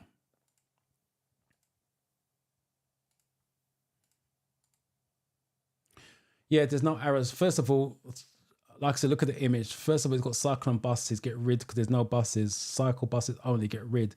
So, like I said, if you didn't know what the answer, this is how you do it. Work backwards. Work out what it can't be. You don't have to always go looking for the correct answer.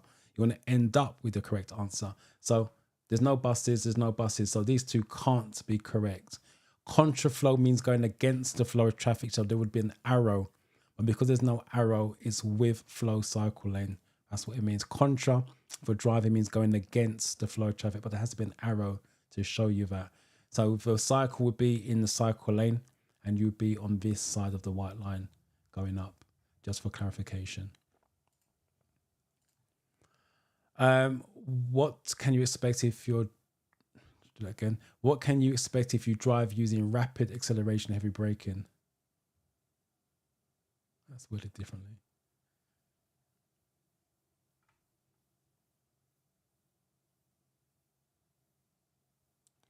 18.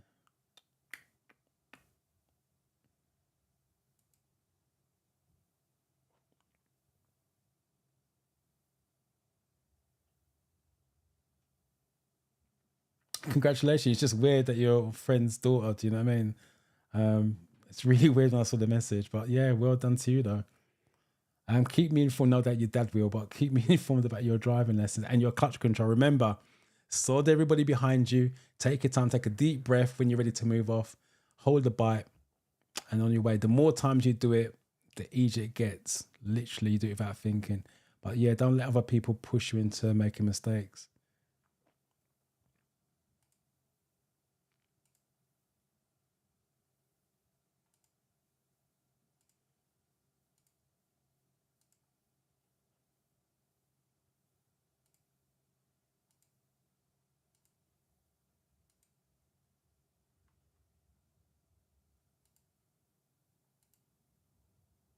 I'm putting D, so I've done the numbers. 18D.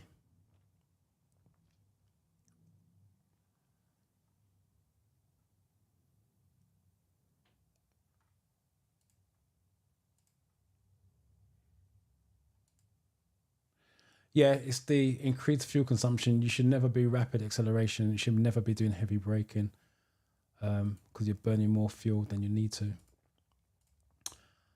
And what's this, number 19? Which sign means that there are... Try again, dyslexia. Which sign means that there may be people walking along the road. Again, if you look at the image, there's clues there for you.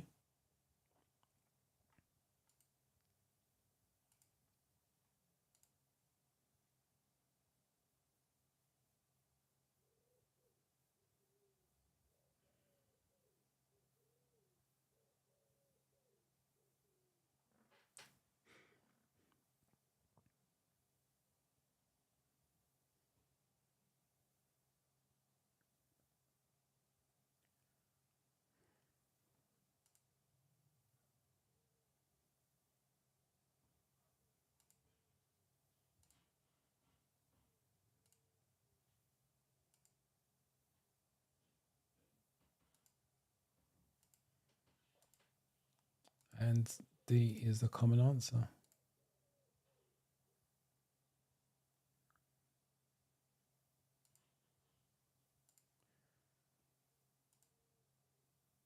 D. Yeah, triangles are warnings. So that's why it's this one.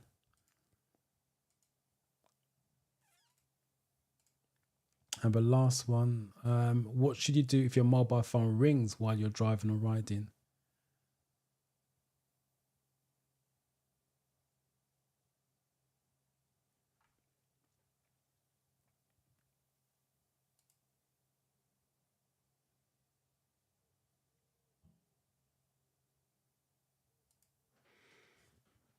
Ruben, welcome.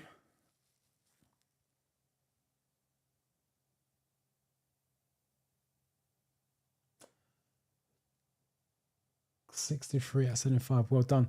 Congratulations on passing the theory test, and thank you, because again, I've not seen your name before. So you said you're a passive follower, so I'm glad you broke your silence to say that you've passed your test, and your next move is practical lessons. Again, don't delay in booking up a driving instructor, because again, this time of year, especially with the kids taking their exams, once those exams are over, they're going to be taking driving lessons. The college unis. I had one student this week, my student this week. He's off to uni in September, hence why he's doing his lessons now. So yeah, the instructors are going to get busy, so it's going to be hard to find one as the summer goes on. So make sure you hook up your instructor as soon as possible. And reserve the date. You don't have to book him for next week, for example. You can say, look, I'm looking for lessons a month from now. Just get yourself booked in, so at least you know you've got a source of an instructor. It's for all of you looking for lessons during the summer months as well. Don't wait till the last minute.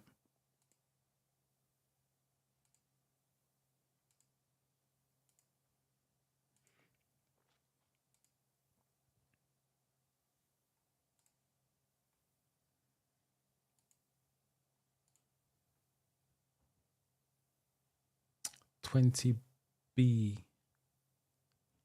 is the common answer. What's B? Yeah, again, got the keyword there, safe. Leave it until you stop. A phone call's not that important. Make sure you keep yourself safe with that. Let me break this down because I keep saying at the beginning of the live, the 50 questions is made up of 14 different categories. And they are random. Every test you go in there is going to be random test. I think somebody got questions. Most of the questions they got was what they had on the app. That's lucky, to be fair. Doesn't always work out that way. So maybe a question that you've never seen before. But anyway, this one's a 20 question mock test. And 1, 2, 3, 4, 5, 6, 7, 8, 9, 10. I think that's the most categories it's given us on a Sunday live. So there's 10 categories out the 14. Other types of vehicles, 1. Rules of the road, 2. Hazard awareness, 1. Road and traffic signs, 5. Motorway rules, 2. Safety in your vehicle, 2. Safety margins, 1. Vehicle handling, 3. Vulnerable road users, 2. What's the alertness? Alertness is 1. So this is why I say study each category, because if I was weak on road signs, for example, you can't see that. If I was weak on road signs, that's a possible 5 questions I could have got wrong. I'm already struggling now because I'm down to 45 already. So if road signs and vehicle handling was my weakest topics, now I'm down to 40. I would have failed it. 5 and 3 is 8. That's 42. So if I've got 8 questions wrong, I'm down to 42. That's the reason why I say study the categories individually, but everybody's different. You have to do you in terms of how you're studying because you know you better than anyone else. But personally, if I got the time, I'm studying the categories. Right, let me come out of that. There's a comment on there I want to see. I just came to say thank you. I only watch your videos and pass the test and never comment before. Thank you for breaking that and commenting now. And welcome. And most importantly, if you're still here, what's your next step? Are you now doing driving lessons or driving test? Right, let me just see if there's any other comments before we do the hazard perception. Let me come out of this one's better. With reviews, I'm positive my wife and I, both of you taking tests. Hopefully it's not competitive. And we'll pass ones. We hope to join the Zoom live. Well, if you're going to join the Zoom live, I'll look out for your name. That's the name that you use. I'm not sure that's YouTube name or the name that you use in the live sessions. But yeah, if you do join the the Zoom sessions, mention this so I can adjust my memory who you are, and get you through that theory test.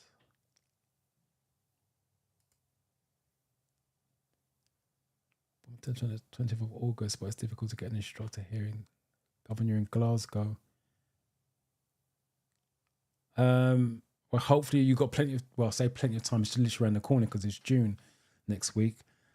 June, July, August. Hopefully you got driving experience as well. Because if you have got driving, that's not too bad. If you've got no driving experience, I'll be honest with you, it's going to be touch and go depending on how you structure your lessons. But you got a date, which is most importantly. I'll tell you what as well. One of my pupils use an app. I'm sure it's called Test Shift. I would find an instructor first because if you haven't got one, that suggests that you've booked that date without an instructor. So I'd find an instructor first, let them do an assessment of your driving, see where you're at. If they think, you're going to be ready roughly about August, leave it where it is. If they think you're ready to go before that, use the app. I'll repeat the name. It's called Test Shift. And when you type your details in where you test that in there, and they try to shift it to an earlier date for you. So for those of you that's got a driving test booked and it's far away, that's the app that you want to use. My students have used it. Apparently it's good. Well, I think you may have to pay £10 for that to happen and they shift it. But like I said, you have to have a test date first and then they'll shift it for you.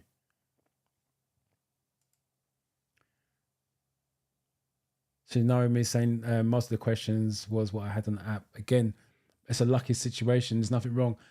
There's nothing wrong with it. You're hoping that the questions are very similar to what you got on the app because it makes life a lot easier. But trust me, go in there with an open mind that you may not get those questions. And then if you do that, you train yourself to fully understand the question and answers. Because remember, you're not always going to get what these guys are getting in terms of the right questions that you've already seen. Does the Theory 4-in-1 have the best worded questions that appear on the actual test? I use another app called Theory Test. It's the official DVSA one. I've got nothing wrong with the DVSA. I just think their interface is a bit dodgy. I know they updated it and I haven't tested it. I am going to go through those apps and test them again. But I use the 4-in-1 app, as you guys know. As long as it's paid for, it doesn't really make a difference. The questions are just worded similar or slightly different. Sometimes the apps just word it slightly different from other apps just to be different, but they are licensed. I am licensed by the DVSA, so I've got the data bank of questions that they use on the app. So it doesn't really make a difference what app you use. It still comes down to the word safety, controlling it. So I repeat, it doesn't really make a difference. The reason why I recommend 4-in-1 is what I use, and that's what I recommend the students that I teach use, and they use it and we get the best results. So that's why I'm not recommending anybody else's. I'm not saying they're bad. I just recommend what I know and use. So Matthew Gaming, don't worry about it. If it's working for you, literally don't worry about it. And the other reason why I recommend, if someone asks me questions about it, I can say, look, do this in the settings. But you ask me a question about the DVSA, I can't tell you where to go on the app, because on the 4-in-1 you can change the settings to, because some people lack concentration, which is common, which I've noticed over the last couple of weeks. Then you go in and change the questions, the amount of questions. Rather than do a 50 question mock test, do a 20 question mock test like I just did here. This is a DVSA. So this is the 4-in-1 app that I'm using on my desktop. The instructor version, but it's the 4-in-1 20 question mock test. So you can change it in the app. That's the only reason why. But the DVSA are the official people who set the questions. So it's got to be decent. I just didn't like the interface when I first started to use it. The link is in the description, and you will find it on the website of the channel, same name, drivingtheoryuk.com. I've got my driving test on August. I'm so nervous, and the worst part is that I think I'm not prepared. You're in May. I've got plenty of time, Melody, to be prepared. If you're not ready, again, I will change the date, but don't wait till lastminute.com for that. You are going to be nervous. That's natural. Any student of mine that turns up on test day and says, Dorian, I'm not nervous, it makes me nervous, because I've got to ask myself, why are you not nervous about a driving test? I get nervous for my students, especially when they're gone and I'm at the test center waiting around for them to come back. I get nervous, and it's not me taking it. Nerves is a good thing. It's not a bad thing, as long as you don't let it control you. You need the nerves for the adrenaline. It keeps you focused. But once it starts controlling you, then that's a different story. But you've got plenty of time. Labinda, good morning to you. Right, how's the perception? So before we do that, let me show you this iPad. Driving report sheet. Again, I do this every week now because it's really important. Like I said, some of you are taking the theory test as a means to take a driving test, because you need that to book a driving test. As I keep saying, you need it for your driving test or driving lessons. So box 17, response to signs and signals, traffic signs. Let me show you, it's still here. Screen share. Road and traffic signs, 5. Right there. So we've got 5 questions on a 20 question mock test. So right there, you're using 5 of those on this side of things. Road markings. I think we had the road markings on there. I think that was still coming the road and traffic signs. The double white lines from memory, 10 miles an hour passing this road maintenance vehicle. Traffic lights we didn't get. No new greens, ambers, steady ambers, reds. Traffic controllers, which would be the hand signal. Hand signals, flat palm, flat backhand means stop. And other road users is your pedestrians walking in the road. There was a sign with pedestrians walking in the road. And cyclists and e-scooters, which would come under other road users. So there's your theory test right there, box 17.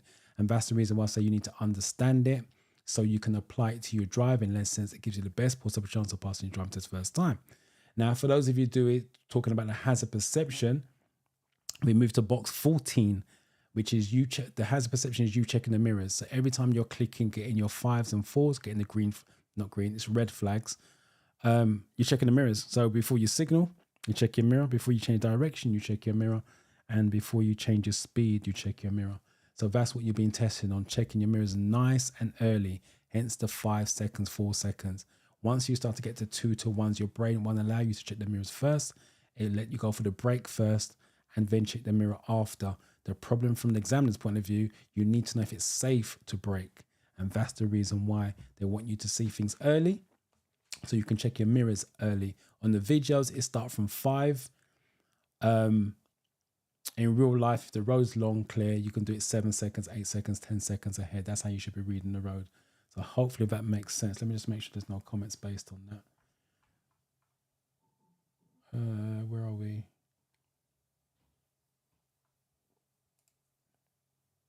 So let me come out of this.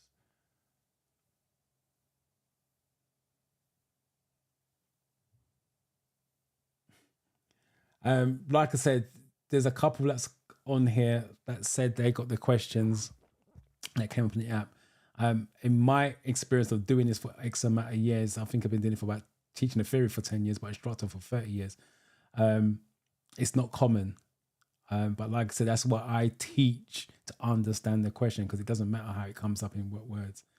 But yeah, I do hope my pupils get the question that comes and makes life a little easier and makes the pass rate a lot better as well.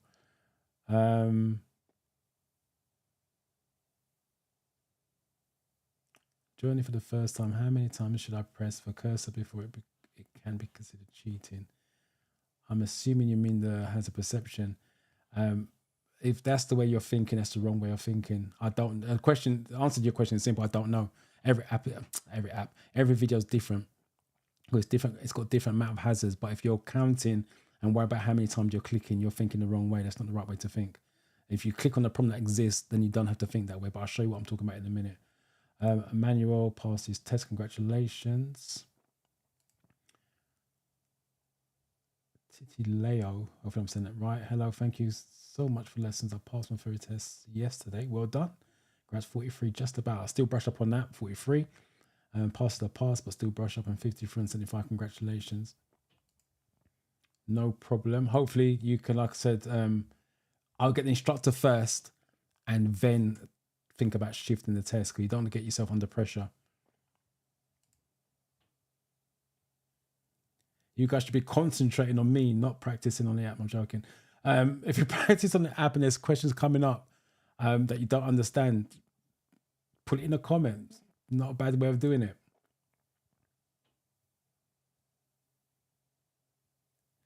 I've been getting 30 to 39 while 30 to 39. God, my brain can't work this out because it's not written properly. I've been getting 30 to 39 while, and I don't know what I'm doing wrong. I'm not being funny when I say this. What you're doing wrong is not answering the questions correctly. If you're getting 30 to 39, there's a reason for it, but you need to examine the reasons. Like I said earlier on in the live, it doesn't mean to say you don't know the answers. It's how you're studying. Are you reading the questions fully? Are you reading the answers fully? Do you understand the questions? Do you understand the answers? There's different options. But if there's 30 to 39, you need to change the way you're studying, because you're doing the same thing, getting the same results, which means you've got to change something to get a different result. What you have to change, I can't answer because I don't know you. I don't understand why. Whereas if I can see your results, I can give you a better answer. But with that, there's something that needs to be changing with that. That can't be just a lack of knowledge. It's got to be another reason behind it. Right, so let's go back to... Oh, let me get the hazard perception up first. So, hazard perception, 14 videos, 13 of them has single hazards. One of them's got a double, and you're trying to get the maximum score on those videos as possible. You need to average at least 3 clicks. You need to actually 3 points per video when it finishes. What you're looking to do is see the hazard, click once and count 1, 2. Simple as that. See the problem, click 1, 2. I say this every week. It sounds silly, but it's true. It's not about you seeing the hazard. It's about you getting a score. You can see the hazard all day long. Someone, I can't remember who it was saying they're missing the 5 by a fraction. They've seen the problem, but they're missing it by a fraction. Like I said, it means nothing because you got a 0 for it. You have to get a score. That's your aim. That's your job. See the problem, get a score. So the way to beat the system is see the hazard, click, and then you go 1, 2, and you click again. What you're looking for in terms of a hazard is anything that's going to cause you to slow down or change direction. So if you feel the car needs to slow down for a problem, click. If you feel the car needs to change direction, as in go left or right past a problem, click. And that's what you're looking to do. Treat it like a game, getting a high score. So let me get my iPad up. So I'm going to do a real life clip first, which is harder to see. See if there's anyone with no stars. Right, this one's not got a star. So it means I've not seen it before. So I'm doing it live while we're doing that. So again, when you're watching the video, you want to scan the road left to right, right to left, because road signs are on the pavement, traffic lights. Cars coming out the side road. God, this is hard to see. Cars parked up on the left.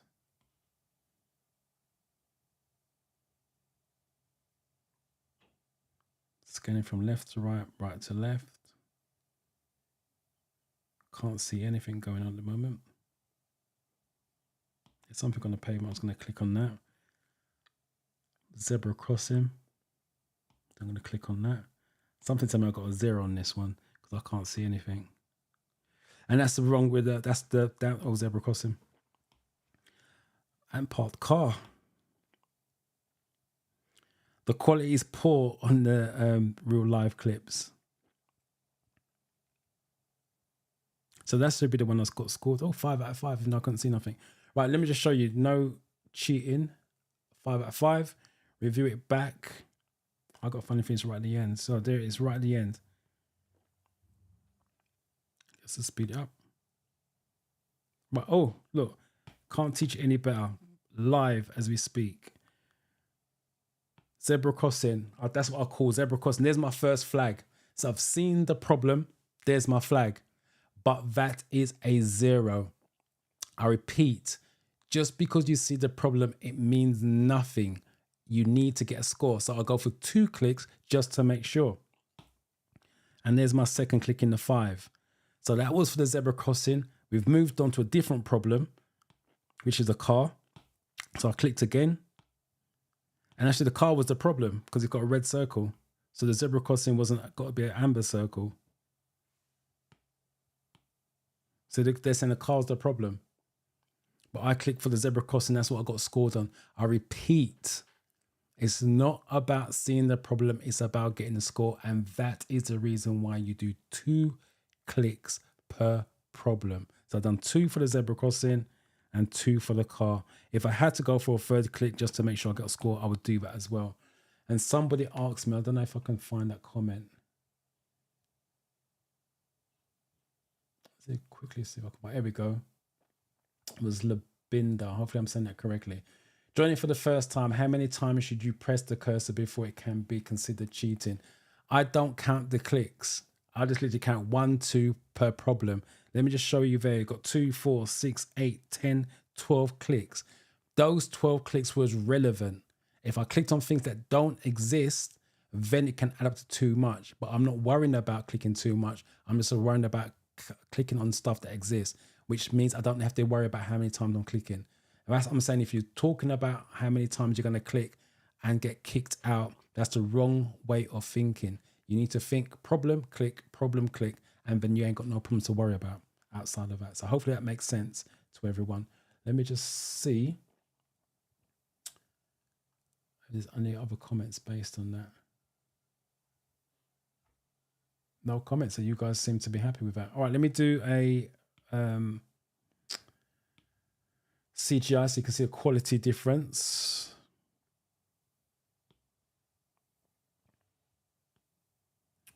I think I've done all of these, to be fair.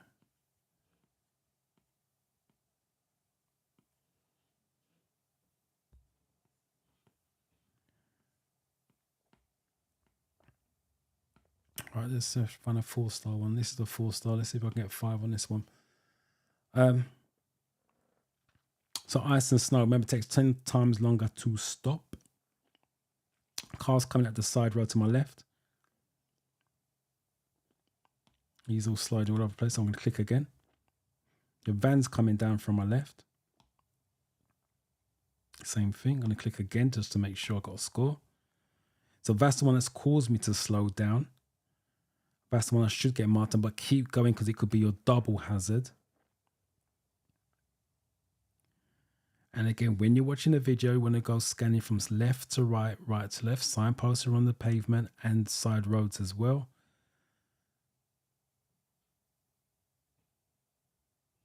Giveaway line, so I'm going to be stopping so it doesn't relevant. That's not relevant.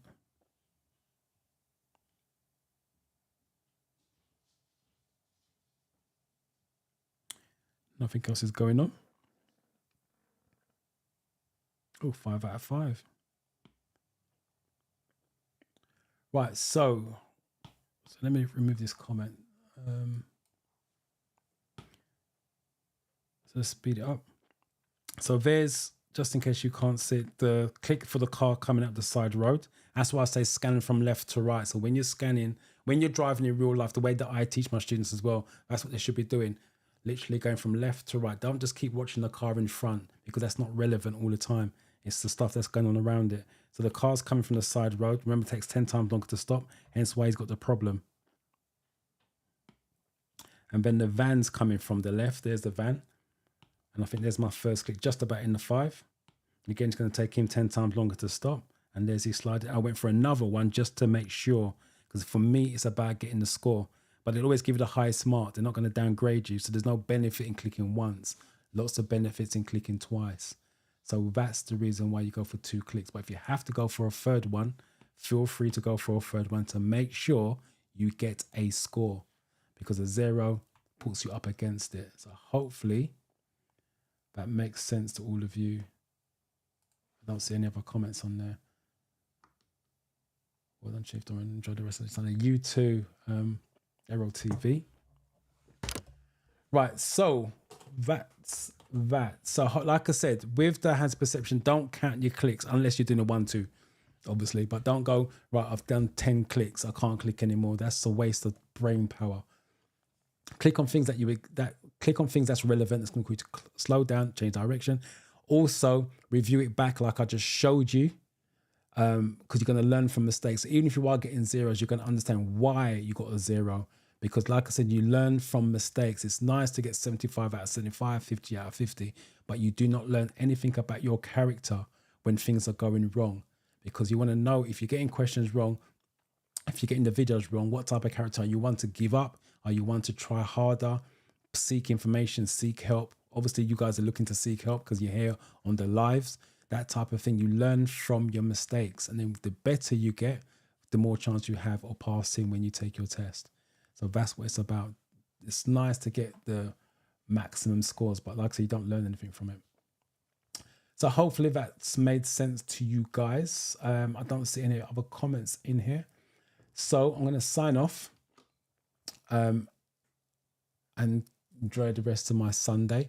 You guys enjoy your Sundays. For those of you who've got a test coming up next week, I wish you luck with it. And for those of you who haven't got a test, good luck with the studying this week. Remember, if you've got any questions or concerns, write them down and bring them to the live next week and let me answer them for you. That's what I'm here for, to help you guys out as much as possible. Outside of that, enjoy the week, especially bank holiday. For those of you who got a bank holiday, I'm working, unfortunately. But enjoy your week, stay safe, which is most importantly, and hopefully I'll catch you back here next Sunday at 10 a.m. Enjoy.